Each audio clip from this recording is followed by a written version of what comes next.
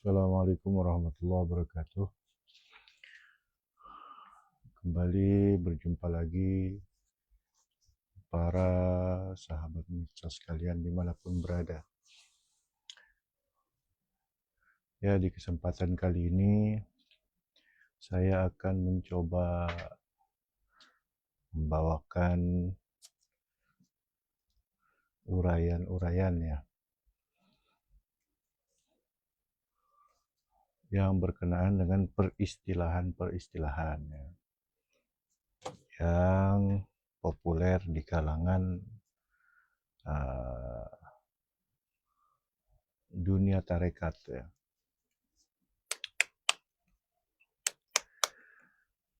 Banyak nanti peristilahan-peristilahan itu. Nah, dengan peristilahan-peristilahan ini nanti masuk kepada klasifikasi ya, mana dari situ nanti ketahuan mana tarekat-tarekat dan seperti apa bertarekat itu ya. Ya mungkin nanti bisa kalau memang ada masukan-masukan ya silahkan ya.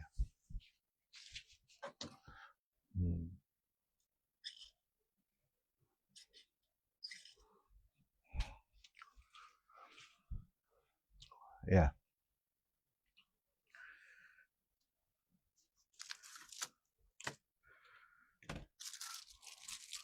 Nah, yang pertama istilah tarekat itu sendiri. Tarekat itu artinya adalah jalan ya.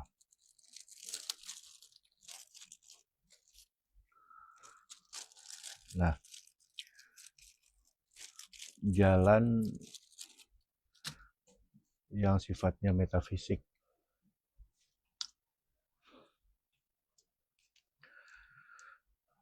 Bukan jalan secara fisik. Ya.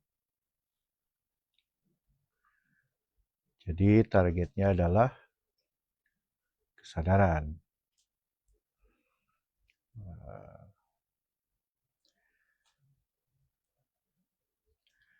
Memang di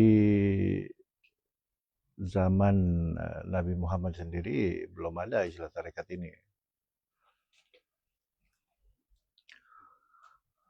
Termasuk ya di zaman nabi-nabi sebelumnya. Pertanyaannya kenapa tidak ada peristilahan itu?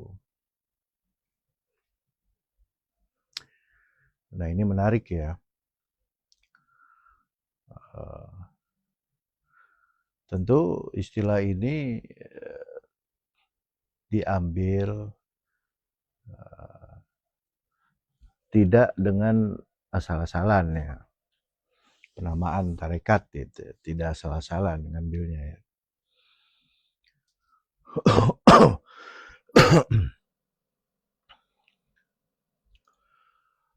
Nah, yang pertama, Nabi Muhammad ini beliau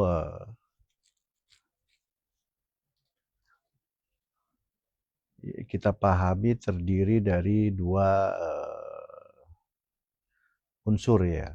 Yang pertama jasmaninya, itu bisa kita sebut dengan penamaan nabi ya, disebut juga dengan penamaan nabi. Nah kemudian, nah itu sisi fisiknya ya. Kemudian sisi metafisiknya, nah itu disebut Rasulullah ya. Dua unsur ini melekat di dalam sosok Nabi Muhammad, pada sosok Nabi Muhammad ya. Jadi wajahnya Nabi, ya fisiknya Nabi. Nah, kemudian metafisiknya Rasul, ya Nabi juga.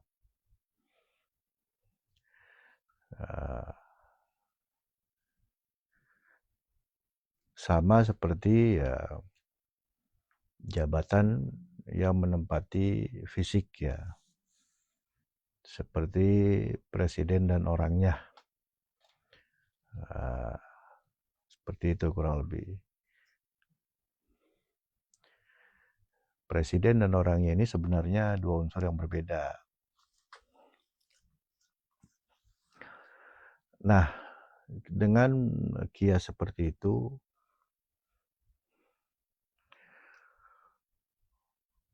jadi agak ada pencerahan buat kita ya. Misal seperti Pak Prabowo, kalau dia sebagai fisik, ya dia hanya seorang bapak-bapak biasa ya, gitu. Ruang lingkup tanggung jawabnya kecil ya, potensinya ya kecil. Tapi begitu Pak Prabowo sebagai presiden, nah itu potensinya membesar menjadi ruang lingkup negara. Begitu pula dengan potensi dan tanggung jawabnya. Ya, gambarannya seperti itu. Begitu juga dengan Nabi dan Rasul. Makanya kan ada peristilahan tuh, kalau Nabi itu nggak wajib dakwah, Rasul tuh wajib dakwah. Kan seperti itu. Kalau kita telan mentah-mentah seperti itu, ya tentu saja itu masih kulitnya ya. Ya Nabi pun dakwah, tapi oleh potensi Rasul. Pak Prabowo ini menggunakan akal pikirannya disampaikan melalui mulutnya untuk membuat kebijakan misalnya. Nah itu Pak Prabowo-nya dakwah, tapi sebagai presiden. Gitu. Nabi Muhammad dakwah sebagai apa? Sebagai Rasul. Gitu. Tapi yang dipakai ya fisik beliau. Begitu juga dengan Pak Prabowo tadi. Pak Prabowo memerintah mengeluarkan kebijakan ya melalui mulutnya Pak Prabowo, tapi sebagai presiden.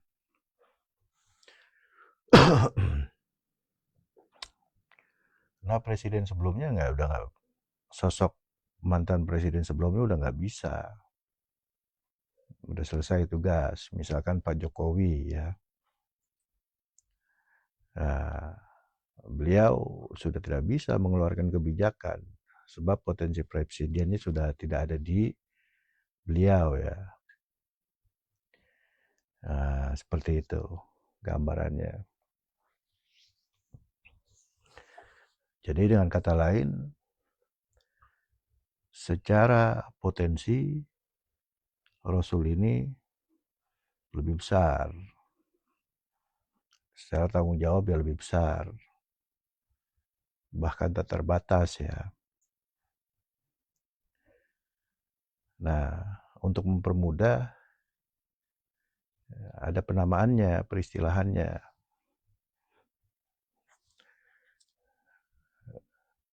Muhammad bin Abdullah sebagai jasmani ya Nabi.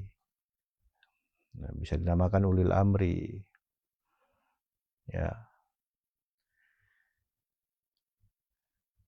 Nah, kemudian itu apa namanya?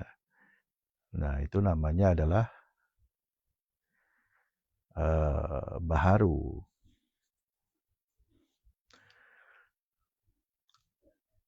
Baharu itu ya terbarukan maksudnya. Ada awal, ada akhir gitu lah, terbatas gitu ya. Nah kemudian Rasulnya ini lawanan dari Baharu, yaitu Qadim ya. Artinya tidak ada awal, tidak ada akhir ya. Rasul itu Qadim berarti tak terbatas, tidak ada batasnya. Nah seperti itu gambarannya.